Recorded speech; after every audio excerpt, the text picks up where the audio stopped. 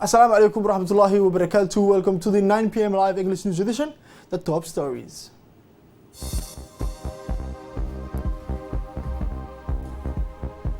A French counterpart head of the state talks with his French homologue.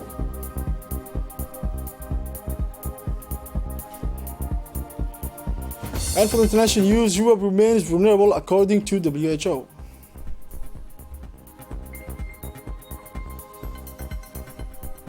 Hello, welcome again. Welcome to our newsroom for having the news in details. The President of the Republic, His Excellency Mr. Ismail Omarguelleh, was officially received at the Elysee by the French President Emmanuel Macron this Friday, February 12, on the occasion of his third-day official visit.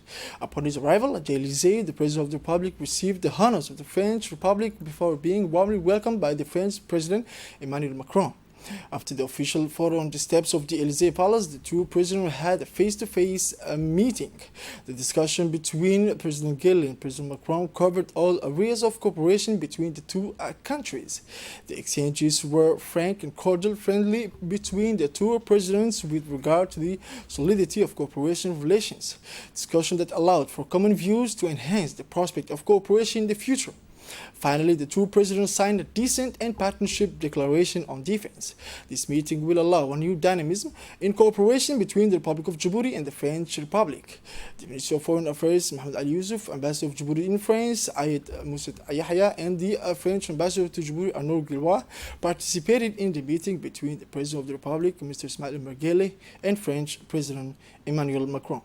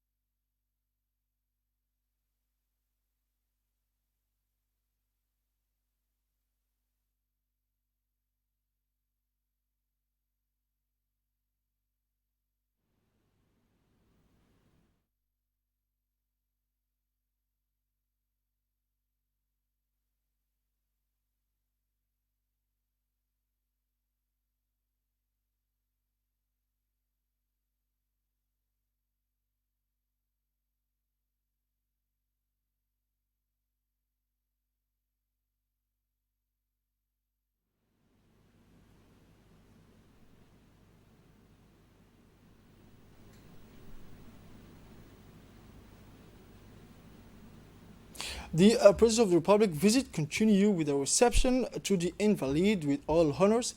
On the second day of his official visit to France, President Ismail Omarguelleh received this morning the honors of the French Republic to the invalids.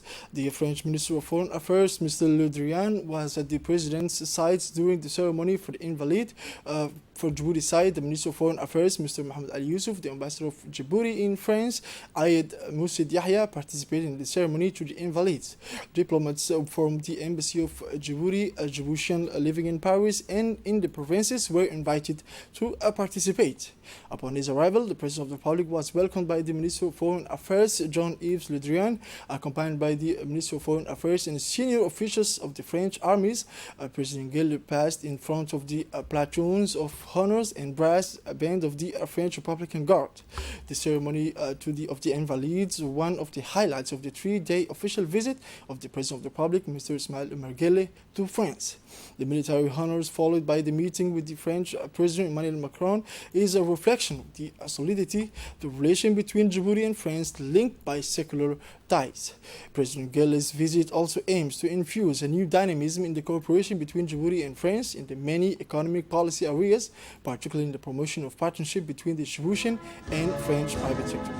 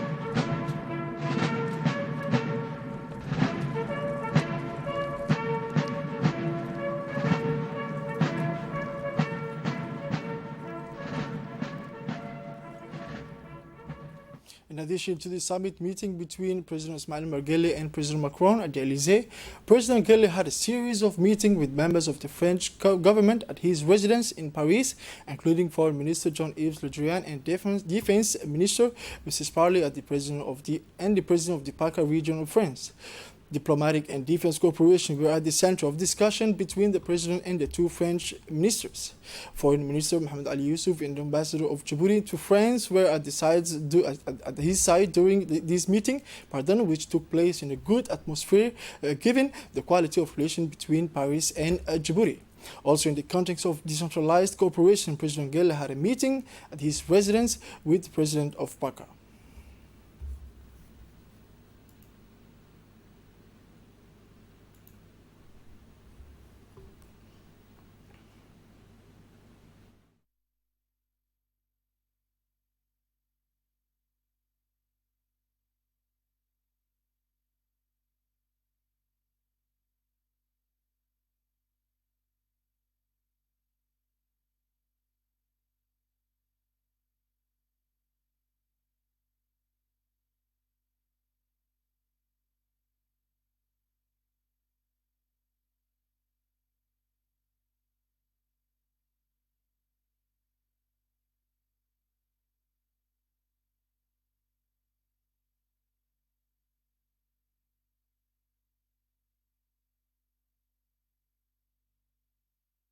And after the meeting, the President of the Republic, Mr. Ismail Margelle, visited the headquarters of the International Organization to the Francophonie in Paris on the first day of his official visit to France. On arrival, the President was welcomed by the General Secretary of the French-speaking world, Mrs. Louise Mushikiwabo, and her collaborators. President Gelle thanked the Secretary General of the IOF for her welcome to the institution. President Gelle had a face-to-face meeting and discussion focused on the promotion of the language on the Horn of Africa with the support of the Republic of Djibouti, the only French-speaking country in East Africa. President Gelle then signed the guest book of the Francophonie before leaving the seat of the Francophonie.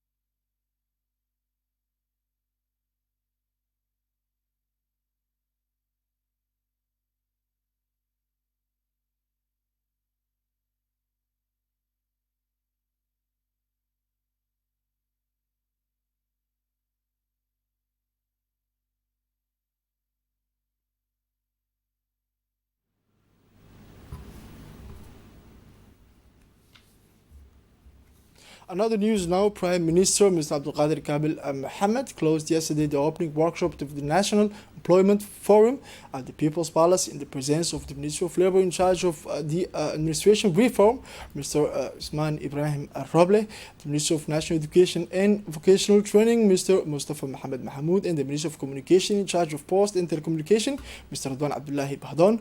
These workshops, which started on 9th February to 11, 2021, the People's Palace brought together all the institutional actors to technical partners of employment and social partners. The exchanges during these 3 days of workshop allowed to highlight the themes related to employment, including training, apprenticeship, occupational health and social security, to reflect together on the obstacles to job creation and to make recommendations on specific measures to achieve decent work and full productive employment. 4 themes were on the agenda this last day of the workshop: extension of social protection to all workers, Mr. Ahmed Saad; occupational health and safety, Mr. Isman Wais Sigad; labor-intensive work in Djibouti, the key to the work of young people; and civic service for employment in job-creating sector, what it is feasibility, Mr. Artan Saeed; employability and adequacy for training employment, Mr. Hassan Hussein Roble. The lessons learned from this introductory workshop will serve as an anchor point for the National Employment Forum scheduled for February 18-20, 2021 at the People's Palace. Prime Minister Abdul Qadir Kamil Mohammed indicated at the beginning of his speech that job creation for young people is one of the priorities of the Djiboutian government. The Minister of Muslim Affairs, Culture and Waqf Property, His Excellency Mr. Mumin Hassan Barry, received in his office this Thursday, February 11, 2021, Mr. Marcel Akpovo, the new regional representative of the office to the United Nations High Commissioner for Human Rights for East Africa. Accompanied by Mrs. Florina Frey, senior staff of the regional office, the meeting was attended by the General Secretary of the Ministry, Mr. Shuaib, and the technical advisor to the Minister, Mr. Idris Musa Ahmed. The regional representative of the office to the United Nations High Commissioner for Human Rights made a point of thanking the Minister for his fraternal welcome despite his busy agenda. He said he was pleased to begin his first visit to Djibouti to explore avenues of partnership with the various national institutions in the area that strengthen understanding and social cohesion to sustain inclusive development efforts. For his part, the minister welcomed the regional representative of the United Nations High Commissioner for Human Rights, stressing the interest of his department in promoting the culture of dialogue, solidarity, and sharing. He added that our country has succeeded in further consolidating the social fabric while respecting citizen and human values within the framework of the visionary policy of the President of the Republic, His Excellency Mr. Ismail Mergele. The two parties agreed to maintain contacts to implement joint programs promoting dialogue and combating messages inciting discrimination and feelings of hatred. At the end of the visit, the regional representative of the office to the United Nations High Commissioner for Human Rights thanked the minister for the effort made by his department to promote the cultural, spiritual values that cement the social fabric and help preserve human dignity. After the northern regions, the general inspection of MENFOP within the framework of its control and monitoring missions continued the pedagogical audits in middle and secondary schools in the southern regions during this week. The delegation chaired by the Inspector General of the General Education and composed of all inspectors of this type of education was received in each region by local authorities who did not fail to acknowledge thereto the achievement of MENFOP and the personal commitment of the Ministry of National Education, as well as they expressed their grievances and the specific needs of the region in terms of education. In addition to the general and technical colleague and high school in the capitals of Dakhil and Al Sabih, Al Rahmi schools under the supervision of MENFOP were also audited, as well as those of Mulud, As Aila, Sankal, Yobuki, Ali Adde, De Azbio, Kubeto, and Holhol. It should also be noted that in Ali Adi, the inspectors were able to visit the new high school that has just been built and appreciate its architecture and facilities. The English Inspectorate also visited the school in the refugee village of Ali Adi, where it closely follows the teachings and learning. These pedagogical audits, during which conformity controls, teachers, inspections, interviews, and meetings with all the pedagogical teams are carried out, make it possible, on the one hand, to establish a fairly precise and detailed inventory for each school, and on the other hand, to identify all the didactic and pedagogical parameters of all the disciplines taught. In addition, during these audits, the General Inspectorate then submitted a report to the Ministry of National Education with a view to strengthening learning, optimizing teacher supervision, strengthening the pedagogical leadership of school principals, and providing specific support to each school in response to its needs.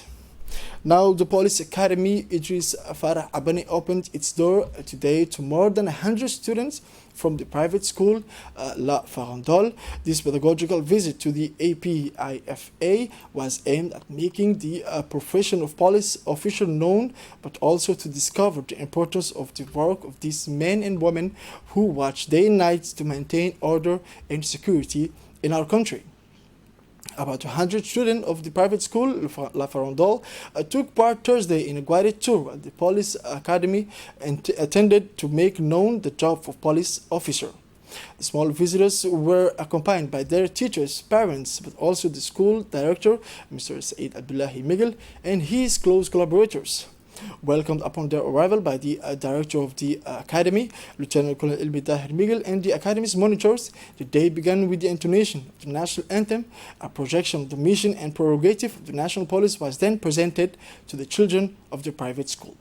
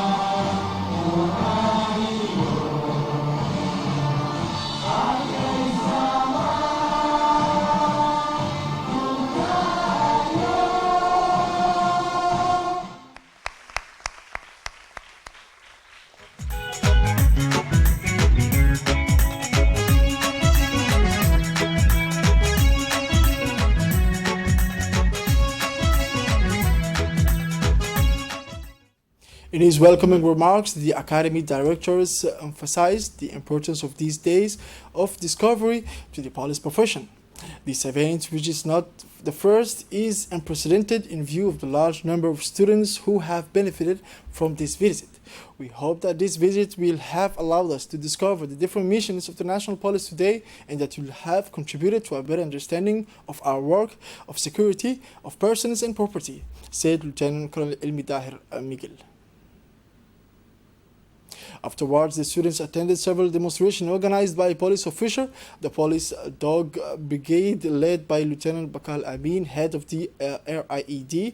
Police dog brigade introduced to the children to two dogs of the Malines breed responsible for maintaining law and order. At the end of the morning, the children witnessed a policing operation in front of demonstrators. The students were also able to admire the equestrian brigade and the parade of new recruits. The young students of the private school of Haradol came out of the academy, their eyes full of stars, and above all the firm will that one day they will also assume the uniform of police officer to ensure the maintenance of peace and security in their country.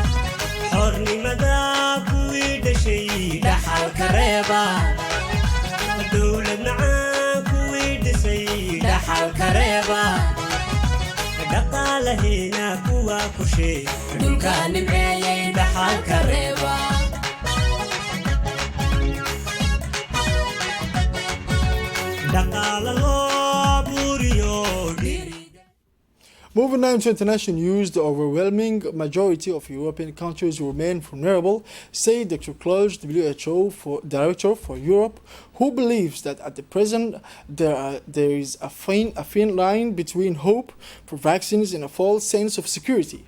The issue of coronavirus variant is upsetting the optimism born of vaccine development and leading to further restrictions.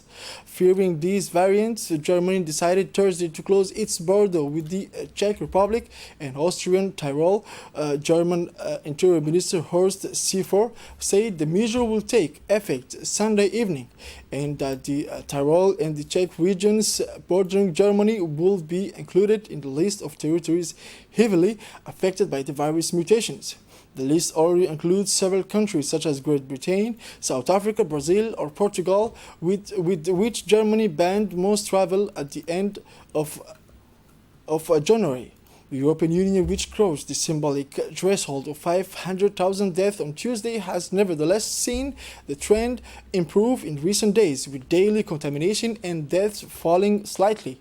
But few countries are still inclined to relax the pressure at the time when vaccination campaigns are delayed. However, Poland reopens its theaters, hotels, and swimming pools on Friday, after museums, libraries, art galleries, and shopping malls reopened on Monday. Most schools will remain closed at least until March, but Health Minister Adam said. This is it for this edition of 9 p.m. Thank you for watching us and have a wonderful evening.